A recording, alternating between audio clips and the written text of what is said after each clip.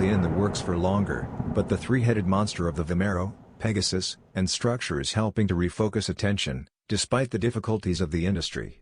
As the newest member of the category, the ultra-cushioned Vomero Plus, approaches, we're already getting a sneak peek at some of the unconventional attire it will don in the months to come.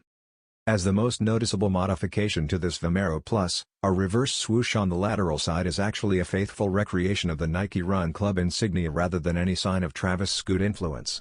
Instead of the ultra-vibrant themes that were popular around the time of Nike's Volt-powered sneakers, the neutral tones of this shoe do speak to a similar style, focusing on the stylish, laid-back aesthetics that have crept into performance wear in recent years. The release date of this reverse swoosh variant is not yet set, since we are still expecting the Nike Vomero Plus's official launch date. Anticipate a sticker price of $180 US.